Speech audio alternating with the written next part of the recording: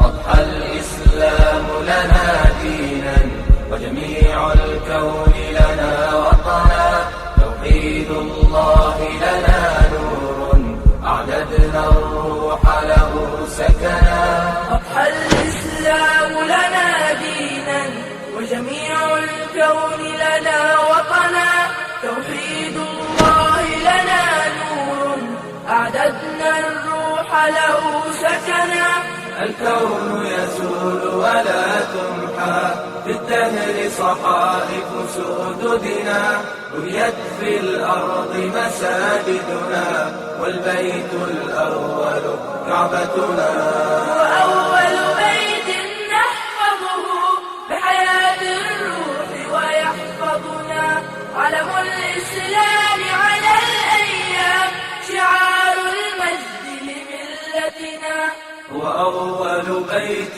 نحفظه بحياة الروح ويحفظنا علم الإسلام على الأيام شعار المجد لملتنا شعار المجد لملتنا شعار المجد لملتنا الإسلام لنا دينا وجميع الكون لنا وطنا توحيد الله لنا.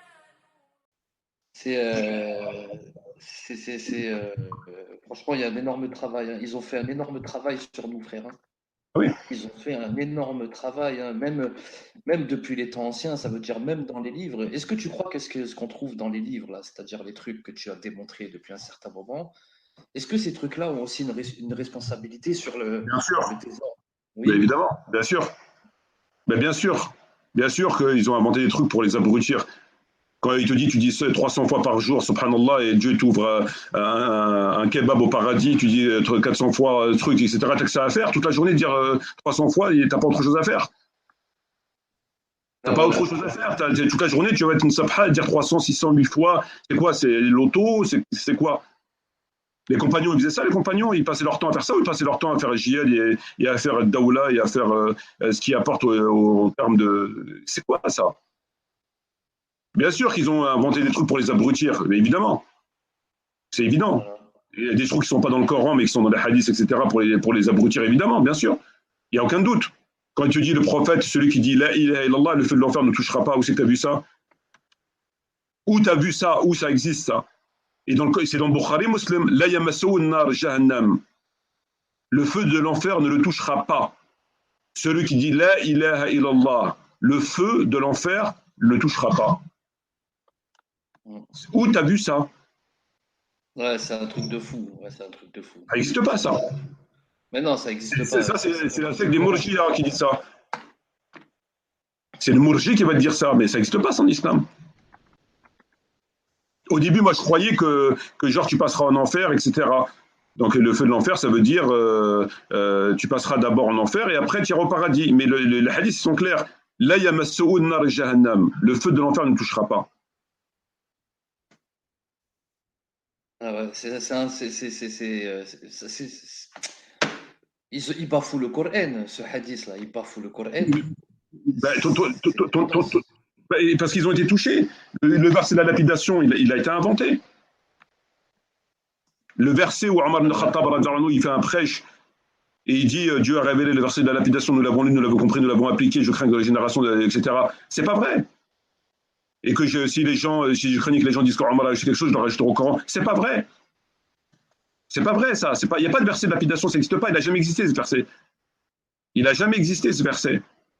Jamais. Abrogé dans la lecture, mais pas abrogé dans l'application. Ça sort d'où, ça? D'où ça sort la science de l'abrogation dans la lecture et non pas dans l'application? Sors-moi un hadith qui dit que ça. Tu sais ce que ça veut dire, abrogé dans la lecture et pas dans l'application? Ça veut dire qu'il ne le lisait plus à l'époque du prophète, mais il l'appliquait.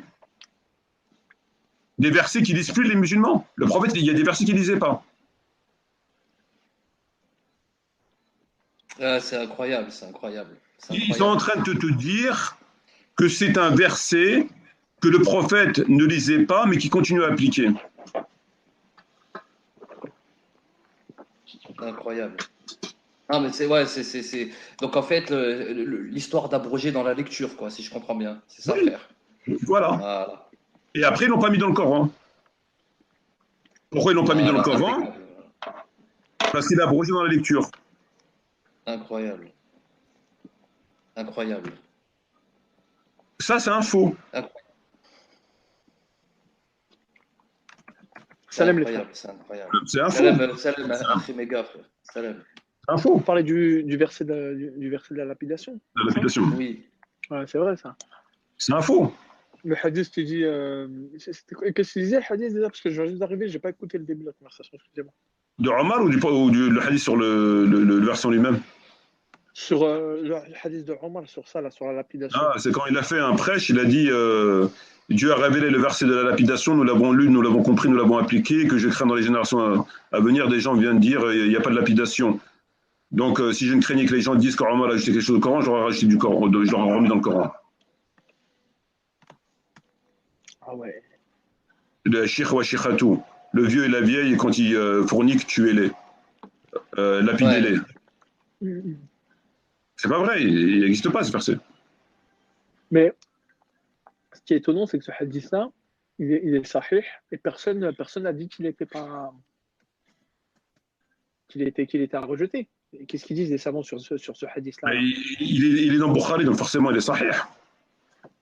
C'est bizarre parce que d'un côté, il te dit il y a un verset, donc ça veut dire que si pour toi il est sahih, ça veut dire que tu affirmes que le Coran il est incomplet, enfin qu'on a enlevé des versets. Ben c'est ce qu'ils disent, oui, c'est les conséquences. Oui. Si tu valides leur théorie que ce hadith, que ce verset a bien été révélé, donc le hadith il est authentique et qu'il existe bien un verset de la lapidation mais qui n'est pas dans le Coran, c'est que le Coran il est incomplet. C'est un truc de fou. Voilà. J'aimerais bien poser la question, tu sais, à un savant comme ça, lui dire Il ne répondra pas, il ne répondra pas. pourquoi le Il va botter en touche, il va botter en touche. C'est bizarre quand même, hein? Et ils te disent qu'il a été abrogé dans la lecture. Ça veut dire que le prophète ne le lisait pas. Dieu lui révèle un verset, mais il ne le lit pas. Il le lit, mais il ne l'applique pas. Il ne le lit pas, mais il l'applique. Donc Dieu lui révèle un verset, mais lui, il ne le lit pas, mais il l'applique. Donc maintenant, le prophète ne lit pas des versets. C'est nouveau, le prophète Mohammed, il ne lit pas le verset. Il a été révélé pourquoi? Pour être appliqué, mais pas pour être lu. Ça existe maintenant des versets qui sont révélés pour autre chose. Et cherche des hadiths qui te parlent de la science, de l'abrogation de la lecture, il n'existe pas. Ça n'existe pas, l'abrogation de la lecture. S'il n'y a pas, ça n'existe pas. Il n'y a pas. Trouve-moi des hadiths, etc. Il y a pas ça n'existe pas, cette histoire d'abroger dans la lecture. Ça n'existe pas. Incroyable tout ça. Donc le socle même de la prétention n'existe pas. Je dis, bon, d'accord, abroger dans la lecture, ça vient du prophète, parce qu'il n'y a que le prophète qui peut dire ça. Il ou le hadith, il n'y en a pas. Et même l'idée en soi, rien que l'idée de dire que le prophète ne lit pas des versets, c'est quand même, faut oser quand même. Le prophète ne lit pas des versets. Pourquoi il ne lit pas ce verset? Qu'est-ce qu'il a ce verset? Pourquoi il ne le lirait pas? Il lit bien les versets de crucifier bras et jambes opposées. Enfin, voilà quoi. Il y a des versets qui sont très forts dans les crimes, etc. Tu vois. Donc pourquoi qu'il ne le lirait pas? C'est un truc de fou ça. C'est vraiment mais justement, moi j'aimerais bien entendre, tu sais, l'avis des pseudo-sunnites qui, tu vois, qui sacralisent certains trucs. Là, franchement, en toute cohérence, le mec, s'il est honnête, il peut qu'affirmer ce que tu dis. Même un savant, il n'a pas où se cacher en fait. C'est simple, il y a deux possibilités. Ou le hadith, il est sahih, et dans ce cas-là, le Coran est incomplet. C'est simple, hein, c'est ce qui a marqué. Ou le hadith est à rejeter, et tu soutiens que le Coran est complet. C'est un des deux. Il n'y a pas d'autre. Enfin, moi, en tout cas, j'essaie, mais je ne trouve pas d'autres possibilités. Ben, quand moi, je leur ai exposé ce que tu viens de me dire, et que je leur ai dit, ben, si vous validez que ce verset a bien été révélé, par conséquent, vous devez reconnaître que le Coran est incomplet, ils te disent quoi? Les savants n'ont jamais dit qu'il était incomplet. C'est toi qui le dis. Je dis non, mais d'accord, c'est moi qui le dis là, mais les conséquences du fait que le verset n'est pas dans le Coran, c'est que le Coran est incomplet, parce qu'il manque au moins un verset. Donc c'est que le Coran, il ne renferme pas tous les... Ah ben, ils te disent non, les savants n'ont jamais dit qu'il était incomplet. Dis-moi un savant qui a dit qu'il était incomplet. Ouais, personne. Voilà. Même les chiites, ils ne le disent pas. Ben, tu vois. Même les chiites, ils ne le disent pas. Alors que évidemment, même s'ils ne le disent pas, c'est les conséquences. Si un verset n'est pas dans le Coran, c'est qu'il manque au moins un verset. Y a pas, bien sûr. C'est tout. Sa place, elle est dans le Coran. Elle n'est pas dans le Bukhari. Donc, s'il a abrogé... Vas-y. S'il a abrogé de façon à ce que on n'a pas besoin de son application, dans ce cas-là, il n'y a pas de problème, le Coran reste complet, parce qu'on n'a pas besoin de son application, donc c'est du classique. Il y a des versets qui sont abrogés qui sont dans le Coran, il y a des versets qui sont abrogés qui sont plus dans le Coran, on n'a pas besoin de savoir où ils sont dans la mesure où ils sont abrogés. Mais un verset, donc l'application est censée l'appliquer, que Dieu te demande de l'appliquer, sa place elle est dans le Coran, elle n'est pas dans Bukhari et dans Muslim 300 ans après. Et jamais, jamais, c'est une insulte au prophète que de dire que le prophète ne lisait pas ce verset. Le prophète ne lit pas Kalam Allah. Pourquoi il a honte? Le prophète ne lit pas Kalam Allah. Donc il fait la distinction entre ce verset et un autre verset. Il fait la distinction, la discrimination dans le Coran. Pourquoi le prophète ne lirait pas Kalam Allah? Si c'est la parole de Dieu, le prophète n'a pas honte de la parole de Dieu. Pourquoi il ferait une distinction entre tel ayat dans telle sourate et tel ayat dans... Pourquoi? Le prophète ne lit pas un verset. Mais ils sont fous, ils sont devenus fous. Le prophète ne lit pas un verset. Il l'a boycotté. Dieu lui a révélé, il a dit à compagnon, non, mais il ne faut pas le lire celui-là, vous le mettez de côté. Hein. Par contre, vous l'appliquez. Et on peut le mettre dans le Coran. Non, vous ne mettez surtout pas dans le Coran. Mettez-le ailleurs, je ne sais pas, démerdez-vous, mettez-le ailleurs. Et d'ailleurs, une chèvre, elle l'a mangé, donc le problème, il est réglé. Et où le verset de la lapidation, une chèvre, elle l'a mangé. Ah ben c'est bon, c'est réglé, on a réglé le problème. Pourquoi le verset n'est pas dans le Coran? Ben, une chèvre, elle l'a mangé. On ne va pas le mettre, on l'applique. Incroyable. Oh, l'histoire de la chèvre qui l'a mangé, ouais. Mais en fait, tu vois, ils nous prennent tellement pour des cons qu'ils veulent faire comprendre aux musulmans que si on n'a pas le verset de la lapidation dans le Coran, c'est parce qu'une chèvre, elle l'a mangé. Parce que nous, on n'est pas capable de comprendre qu'on peut le réécrire, en fait, tu vois. Donc, ils nous prennent tellement pour des ânes que la réponse serait « Vous n'avez pas le verset de la lapidation parce qu'une chèvre l'a mangé ». Oui, mais est-ce qu'on peut le réécrire quand même? C'est possible de le réécrire, non? Ça, c'est incroyable. Tu ne peux pas le réécrire, tu ne peux pas. Ouais. Mais en fait, là, tu as mis le doigt sur le truc, en fait. Mais c'est des évidences, ça, mon frère. C'est des trucs qui sont évidents. Tu as mis le doigt sur cette incohérence. Oui. Et ce qui est encore plus fou, c'est les gens qui ne veulent pas le reconnaître. Tu sais, même dans le discours, frère, même dans le discours d'Omar, le pseudo-discours d'Omar, il y a des incohérences dans son discours. Même quand il parle, il y a des incohérences. Ce qu'il dit, ça ne tient pas la route. Mamar, à partir de là, tu dois mettre des pincettes sur tout ce que tu dis dans les hadiths. C'est simple, parce qu'à partir du moment où tu sens que ça a été touché d'une manière bizarre, bah, il faut être encore 4 fois plus vigilant et donner 2 fois moins de crédit justement à ces hadiths-là, dans le sens où c'est dangereux, Akhi. C'est comme si nous, on fait confiance. On est des musulmans, on fait confiance. Chaîne de transmission, la khor, on est là, on joue le jeu.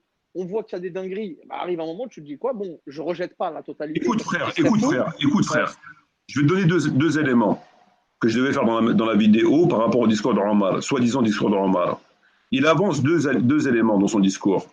Il avance le premier élément qui consiste à dire qu'il a peur que les gens s'égarent parce que ce n'est pas dans le Coran et qu'ils abandonnent une prescription divine. Et le deuxième élément, il dit, si je ne craignais les gens, j'aurais rajouté dans le Coran. Donc, il avance 2 arguments, l'égarement et craindre les gens. Bon, donc, dans la mesure où ce n'est pas dans le Coran, il a peur que les gens s'égarent.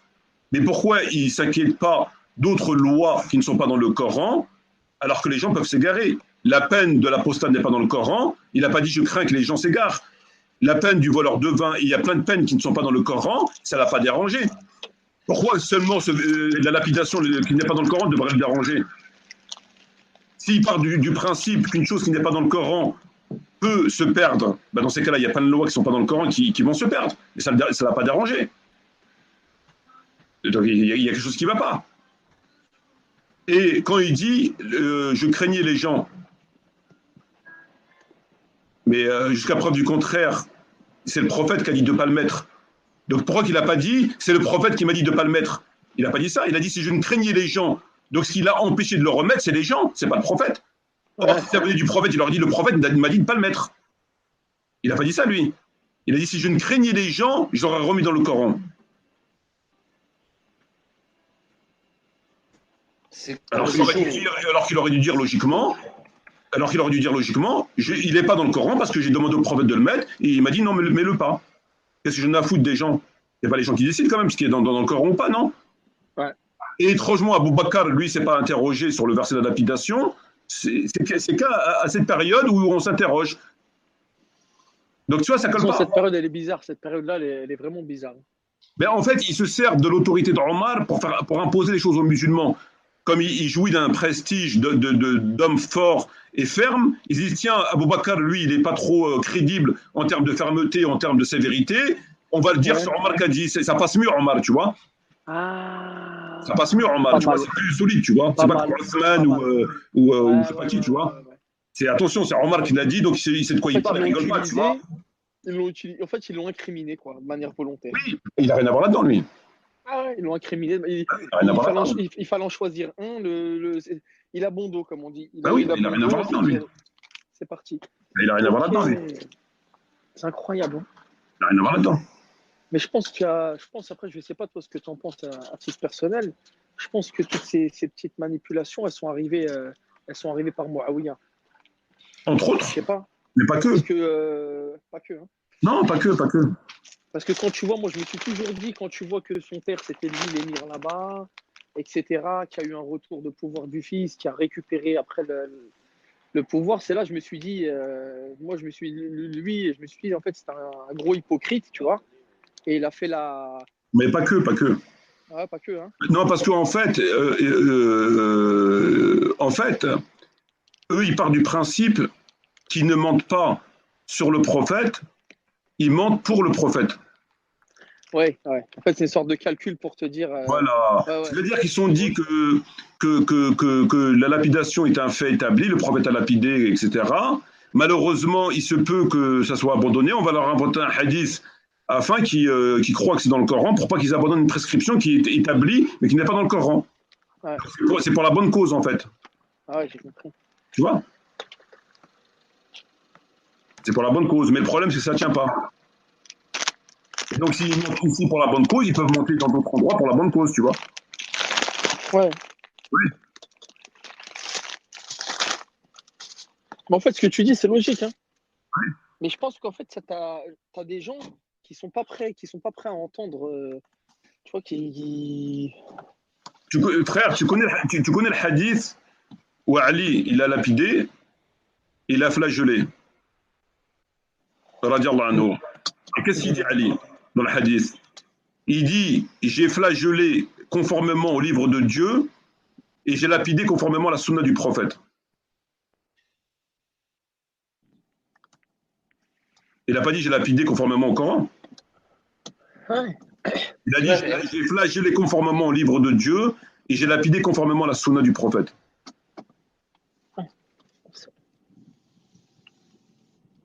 C'est chaud quand même. Ouais, il n'y a pas de. Non, non, mais sur ça, il n'y a pas de doute, hein. De toute manière, alhamdoulilah, le Coran, le Coran, on est tous d'accord qu'il est mahfoud, il est mahfoud min indallah. Mais bien sûr. Il manquait rien du tout. Et c'est là que tu vois l'incohérence totale. C'est qu'on préfère remettre en question quasiment le Coran que le hadith, hein, sur ce coup-là. Et pourtant, moi, le premier, je m'embrouille avec les coranistes, hein. Mais faut reconnaître, les frères, des fois aussi, il faut être honnête un petit peu. Je ne sais pas à quoi ils jouent, ces mecs-là. Là. Qui ça? Bah, tous ceux qui ne veulent pas reconnaître les évidences. C'est-à-dire qu'on te montre un hadith qui est contradictoire avec le Coran. Le mec, non. Ouais, mais tu sais, eux, ils sont dans un.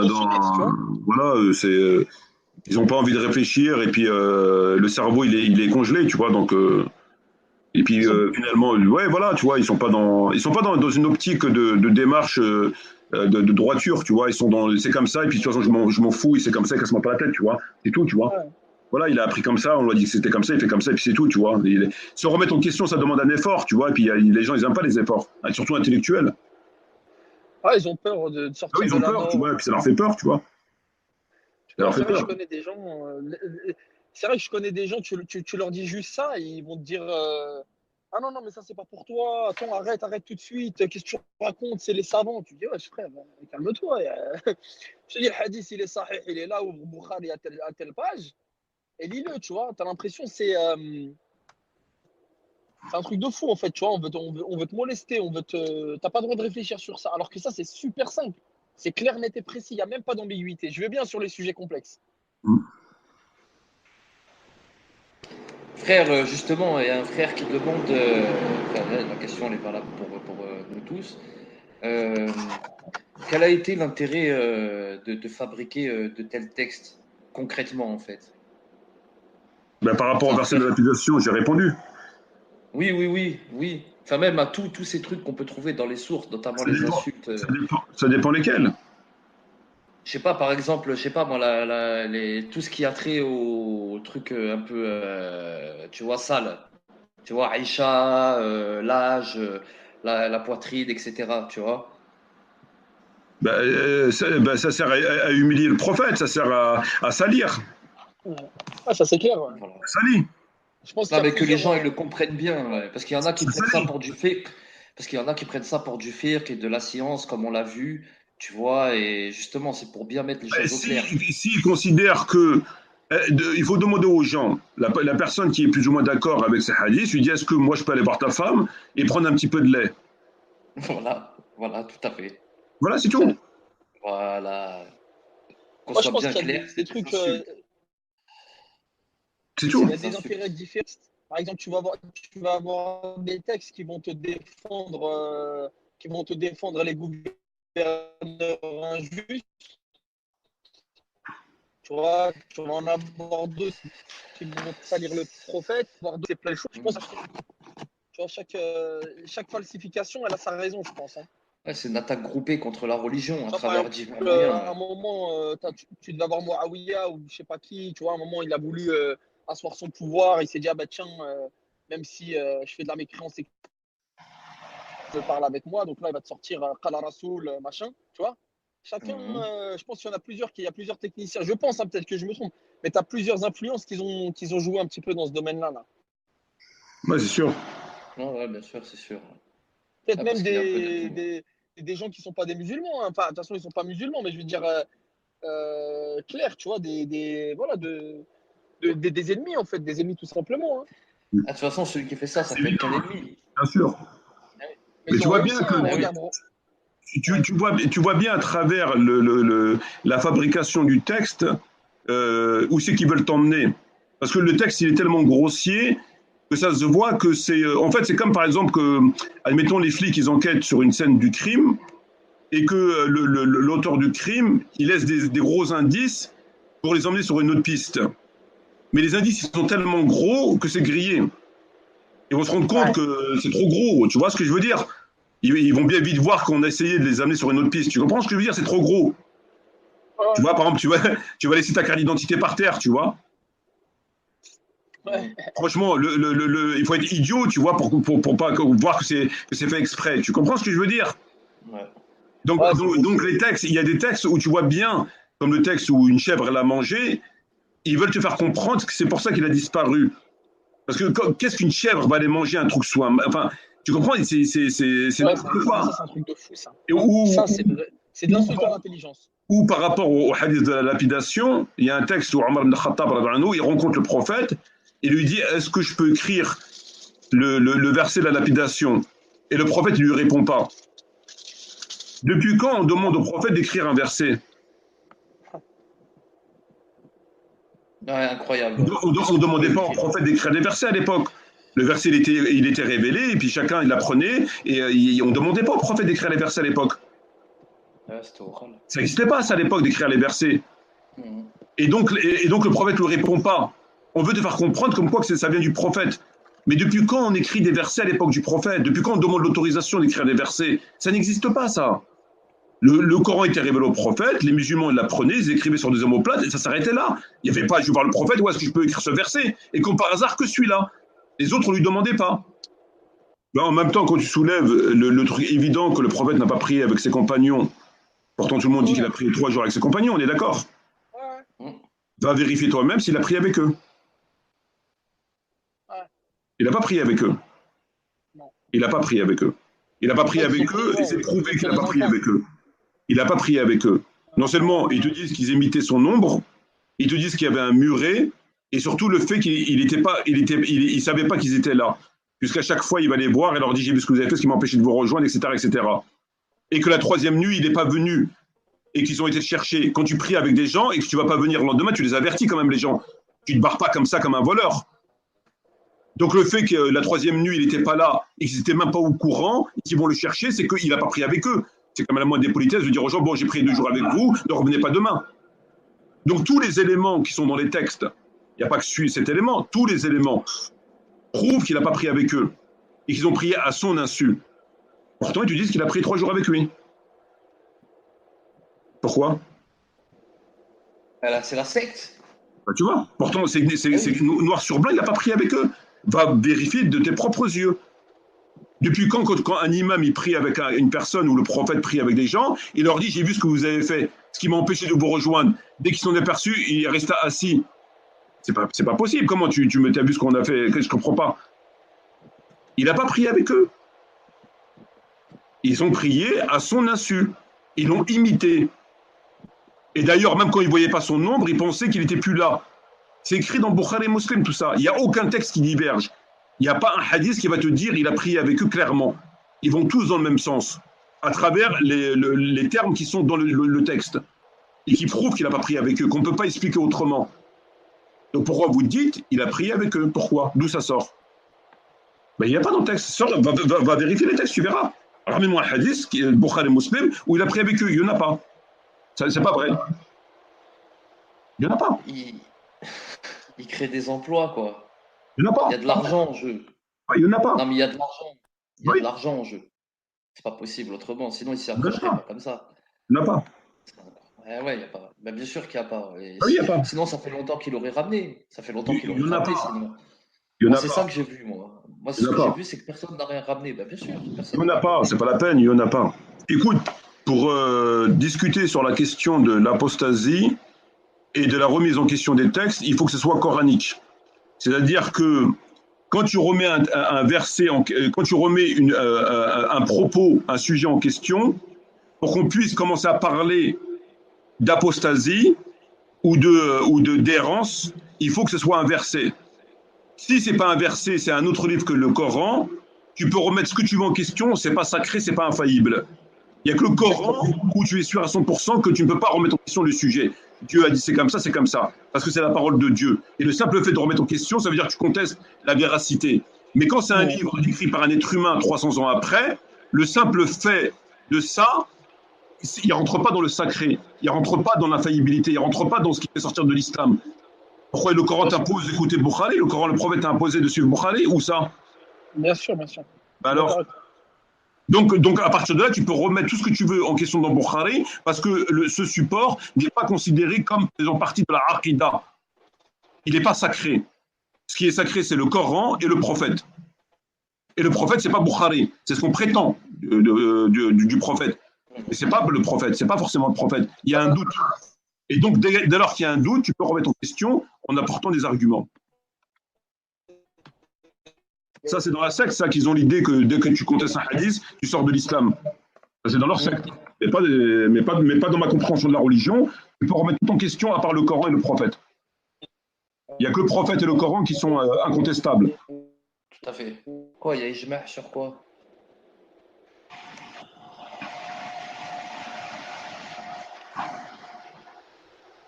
Non, mais Abou Muslim, il y a ijma' sur l'authenticité de quoi? Et même Donc, un tu ijma, vois, si un il ijma. n'y a pas d'ijma'. L'imam Malik, déjà, il faisait pas tarawih, mon frère. L'imam Shafi'i, il y a des compagnons qui faisaient pas tarawih. Malik. Oui, mon frère. Oui, mon frère. Dis-lui simplement, s'il y a ijma', pourquoi que chez Malik, il considère que le shawwal n'existe pas, alors que c'est dans Sahih Muslim. Et lui, il dit qu'il n'y a pas de shawwal. Bah alors. Il dit qu'il y a ijma' sur l'authenticité de Bukhari, carrément, frère. Oui, bah, demande-lui pourquoi il y a des textes qui ont été remis en question, notamment par Malik. Voilà. Eh ben voilà. Frère, tu sais ce qu'il a répondu? Il a répondu que Malik ignorait le hadith. J'ai mal à la tête. Il n'ignorait pas le hadith parce qu'il en a parlé. Ben oui, non, mais frère. Il ignorait le hadith, mais il n'ignorait pas le sujet. Il a dit il n'y a pas de shawwal. C'est pas sérieux. Donc, hadith, il conteste shawwal, lui. Que tu ramènes un hadith ou pas, lui, il conteste shawwal. Il te dit il n'y a pas de shawwal. Il a dit je ne connais pas les gens de Médine qui jeûnaient shawwal. Ou le vendredi, par exemple. Où ils te disent qu'il ne faut pas jeûner le vendredi seul. Il dit bah, au contraire, eux, ils disaient que c'était même bien de jeûner le vendredi seul. Donc, même si tu lui ramènes un hadith, il ne va pas remettre en question son avis, puisqu'il a des arguments devant lui qui lui permet de dire ça n'existe pas, ça, chez nous. Mais ça, il y en a d'autres, il n'y a pas que ça, il y en a d'autres. Bien sûr, bien sûr. Non, mais D'autres. là, quoi. Voilà, Quand ils te disent que le prophète, il est resté 13 ans à la Mecque et 10 ans à Médine, et que dans notre hadith, il te dit qu'il est resté 10 ans à Médine et 10 ans à la Mecque, il y a un problème. Ou il est resté 13 ans et 10 ans, il est resté 10 ans et 10 ans. Il ne peut pas rester deux dates différentes. Donc il y a forcément un des deux qui est pas bon. ouais. Etc. etc. Donc c'est prouvé. J'ai fait une vidéo où je mets des hadiths qui se contredisent. Mm. Donc quand un hadith se contredit, il y en a un qui est vrai, ou peut-être vrai, et l'autre il est forcément faux. Tu ne peux pas harmoniser deux contradictions quand même. Boire Non, debout, s'asseoir sur des tombes, etc. etc. On a déjà parlé. Puis c'est faux, il n'y a pas ijma' parmi les savants sur l'authenticité de Bukhari. Il y en a qui mettent Nisaï au-dessus, etc. Il n'y a pas d'ijma' là-dessus, en vérité. C'est des conneries, ça. Mais écoute, il n'y a pas besoin d'aller. Il suffit de ramener des preuves qu'il y a des contradictions et des choses qui sont pas acceptables dans le Bukhari. Les contradictions, on les a ramenées. Et c'est des contradictions. Donc, quand il y a une contradiction, c'est qu'il y en a un qui est peut-être vrai et l'autre sûrement faux. Tu ne peux pas harmoniser deux contradictions et de dire tous les deux c'est la vérité. Le prophète, il l'a dit, le prophète ne se contredit pas. Alors que le texte, il est authentique par la chaîne de transmission, ça, pourquoi pas, mais le texte, il est faux. Donc une chaîne de transmission authentique a donné naissance à un texte faux. Alors qu'en théorie, elle est censée donner chaîne authentique, donne hadith vrai. Mm. C'est du factuel qu'il y a des hadiths qui se contredisent, c'est factuel. Boire debout, par exemple, il te dit c'est interdit de boire debout, et le prophète Ali te dit j'ai vu le prophète boire debout. Il n'y a pas de contradiction là. Ben, bien sûr qu'il y a une contradiction, c'est évident. Eh ben, un, il te dit j'ai vu le prophète boire debout, il n'a pas interdit, et l'autre il dit c'est interdit de boire debout. Donc il y a un des deux qui est faux. Ouais, tout à fait. Voilà. Ouais, non, mais c'est une évidence. Voilà. Et puis sans parler de tout le reste, quoi. Donc si on doit attester de son authenticité, alors dans ce cas, c'est comme le Coran, quoi. Tout est vrai. Tout est vrai, puis on peut tous rentrer à la maison. Et puis le prophète, il a fait ce que l'on sait, et puis on peut tous rentrer chez nous, quoi. C'est pas sérieux c'est pas sérieux, c'est façon de penser. Ben, c'est surtout pas sérieux dès lors que tu prouves qu'il y a des contradictions, Ben, tu ne peux plus parler d'authentique. ouais, ben oui, Ou alors qu'on nous explique ces contradictions, qu'on nous donne une explication cohérente, et nous, on nous prouve qu'ils ne se contredisent pas. Mais c'est pas possible. Mais c'est pas possible. C'est pas possible. On n'explique pas une contradiction, on rajoute, tu Tu fais vois? pas de lien, ben oui, c'est pas possible. Alors le frère il dit, j'ai vu ces vidéos, je suis d'accord, mais ce sont les gens qui se contredisent. Bukhari a tout rapporté. Pourquoi il rapporte des Oui, mais contradictions? encore une fois, encore une fois, c'est toujours pareil, c'est qu'ils ne comprennent pas le sujet. C'est-à-dire que nous, on n'est pas à la recherche de la cause. On n'est pas à la recherche de la cause. Pourquoi Ibn Abbas, il a dit le contraire d'Ibn Omar, pourquoi? C'est ça, c'est pas notre problème. Nous, on est là pour faire un constat. Ou bien le document qui nous est donné, il est authentique, en ce sens où tout ce qui est dedans est vrai et on peut l'appliquer, ou le document n'est pas authentique parce qu'il y a des contradictions. Les causes, c'est pas notre problème. Et on constate qu'effectivement, il y a des contradictions, donc il n'est pas authentique. Ça s'arrête là. Le pourquoi du comment, c'est pas notre problème, ça. Nous, on n'est pas à la recherche du pourquoi du comment. On veut simplement juger est-ce que le témoignage est authentique. Est-ce que le témoignage est authentique, oui ou non? Pour qu'il puisse l'être, il ne faut pas qu'il y ait de contradiction. À partir du moment où quelqu'un témoigne, mais quand il se contredit à un moment donné, son témoignage, il tombe. Tu ne vas pas dire, ouais, mais ça, c'est pas grave, mais tout le reste, c'est vrai. Non. C'est où le mec, il est fiable, il témoigne avec vérité, ou le mec, il ment, il se contredit. Donc, où tu prends, où tu laisses. La raison pour laquelle il s'est contredit, ce n'est pas notre problème. Nous, on n'est pas en train de chercher les causes. On est en train de chercher, de juger de la qualité. Pourquoi dans le Coran, il n'y a pas de contradiction? Parce que le Coran est authentique. Et Dieu, dans le Coran, le dit, si ce livre ne venait pas de Dieu, vous trouverez de nombreuses contradictions. Donc Dieu t'explique que le simple fait que ce livre ne vient pas de Dieu, forcément tu trouves des contradictions. Mais il te dit, tu ne trouveras pas de contradiction, parce qu'il vient de Dieu. Oui, tout à fait. Ben alors, mais si demain, toi, tu trouves des contradictions dans le Coran, tu vas te poser des questions quand même. Oui, bien sûr. Ah ben, c'est normal. Comment Dieu il se contredit maintenant? Il dit que j'ai créé l'homme en truc et en fait, quand la dit là-bas, non. Donc Dieu ne se contredit pas. Il n'y a personne qui peut te sortir une contradiction dans le Coran. Ils ont essayé, mais ils n'ont pas pu. Il n'y a pas de contradiction dans le Coran. Il n'y a pas de contradiction. Et Dieu ne se contredit pas. Et lui-même te dit, si ce livre ne venait pas de Dieu, vous trouvez des contradictions. Donc, on dit que le Coran est authentique à 100% parce qu'entre autres, il n'y a pas de contradiction. Or, dans Bukhari et Muslim, il y a des contradictions. Donc, il n'est pas authentique. Les raisons des contradictions, ce n'est pas notre problème. On n'est pas là pour ça. On est là pour constater. Et donc, par conséquent, on ne peut pas prendre le hadith et l'appliquer aveuglément sous prétexte qu'il est signé Bukhari. On doit vérifier. Vérifier s'il se contredit, en quoi il se contredit, pourquoi il se contredit, et quelle est la bonne version, celle-ci ou celle-là, si bonne version il y a. Donc, tu dois d'abord t'appliquer à éplucher le hadith avant de l'appliquer. Et non pas comme ils disent, tu prends et t'appliques. Vas-y, prends et applique et on va rigoler. Je vais donner moi des hadiths à appliquer, tu vas voir. Voilà, c'est tout. Il faut comprendre de quoi on parle. Il ne faut pas déplacer le sujet à Ibn Abbas. Il contredit Ibn Omar, c'est normal, il divergeait. Mais non, c'est comment c'est normal, il divergeait? Qu'est-ce que tu racontes, il divergeait? Qu'est-ce que tu racontes? Déjà, ce n'est pas une divergence, c'est une contradiction. Parce que le prophète l'a enseigné pour dire aux gens si c'est abrogé ou pas. Donc, ce n'est pas normal qu'on diverge alors que le prophète l'a enseigné. On diverge quand le sujet n'a pas été évoqué ou a mal été évoqué. Là, on peut diverger. Mais dès lors que le prophète a donné l'enseignement, on n'a pas le droit de diverger. Donc, comment tu expliques qu'eux, ils connaissaient l'enseignement à travers le prophète Abu Bakr Omar, ils savaient s'ils payaient la fidya ou pas, ils divergent après. Et tu appelles ça une divergence? Ce n'est pas une divergence, ça, c'est une contradiction. Et de deux, qui divergent ou pas, c'est pas mon problème. Moi, je constate qu'un, il dit l'abrogé, l'autre, il n'est pas abrogé. Il y a une contradiction. Ou il est abrogé, ou il n'est pas abrogé. Donc, un, il faut. Il faut. Pourquoi il est faux? C'est pas mon problème. Pourquoi il est faux? Ça ne me regarde pas, ça. Je dis simplement qu'il est faux. C'est tout. La raison, c'est pas mon problème. Il n'y a pas besoin de parler pendant 107 ans pour comprendre ça. Il y a une connerie. C'est tout. Voilà. Appelle-la comme tu veux après la connerie. Appelle-la erreur mathématique, appelle-la erreur d'atterrissage, appelle-la ce que tu veux. Moi, je constate qu'un des deux contredit. Donc, un des deux est faux. Ou c'est A ou c'est B. C'est tout. Ça s'arrête là. Et encore, on n'a pas parlé des insultes. On a à peine parlé des contradictions. Les insultes, c'est en plus, ça. C'est le bonus. Ah oui. Astaghfirullah. Bah oui, astaghfirullah. C'est incroyable. Et eux, ils arrivent à te dire non. Ouais. Non, il n'y a pas de contradiction. Non, c'est une divergence. Non, c'est authentique, mais c'est la chaîne qui est authentique, c'est pas le texte. Et voilà, ils font du bricolage. Ils embrouillent les gens.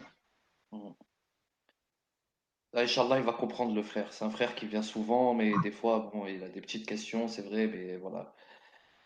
Inch'Allah, qui chemine. Voilà. Parce que là, c'est une évidence. C'est une évidence, frère. C'est impossible. C'est impossible que 300 ans après, tu rapportes la parole du prophète telle qu'il l'a dite. C'est impossible. Impossible. C'est impossible. Ouais. Impossible. 300 ans après, il te ramène la parole comme il l'a dit le prophète. 300 ans après. C'est impossible. C'est impossible. C'est impossible. Ils ont déjà du mal avec la Deuxième Guerre mondiale à dire, à tout trouver. Ils vont te dire 300 ans après, le prophète, ça n'a pas de sens, ça n'existe pas. Impossible. C'est pas possible. Et leur théorie de la chaîne de transmission fiable, parce que c'est des gens de confiance, ça aussi c'est impossible. Ouais. Le Coran te dit, le prophète ne connaissait pas les hypocrites. Et eux, ils les connaissent. Ouais. Et ils te disent qui est de confiance, qui n'est pas de confiance. Et le prophète te dit, tu ne connais pas les hypocrites, moi je les connais.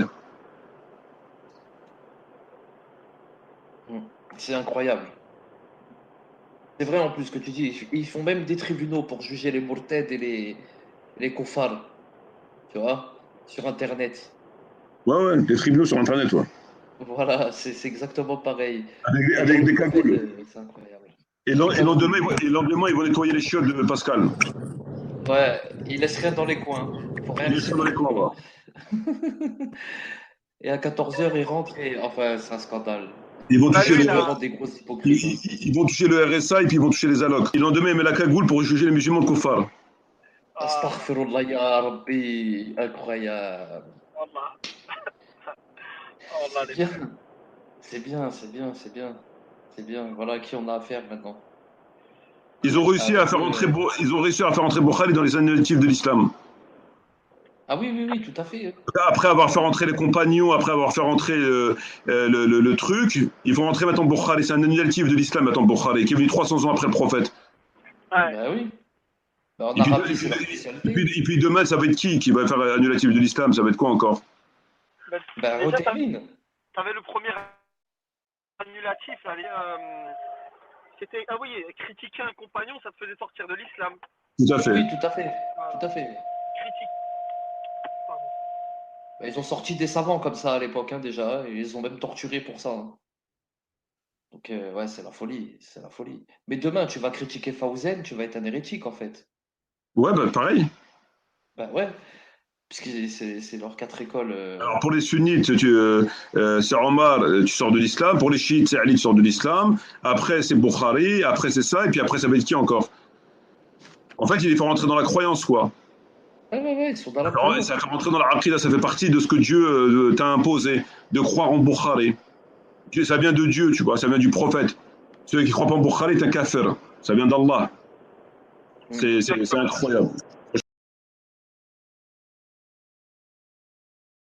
أضحى الإسلام لنا دينا وجميع الكون لنا وطنا توحيد الله لنا نور أعددنا الروح له سكنا وأول بيت نحفظه بحياة الروح ويحفظنا علم الإسلام على الأيام شعار المجد لملتنا محمد كان أميرا قد يقود الفوز لنصرتنا إن اسم محمد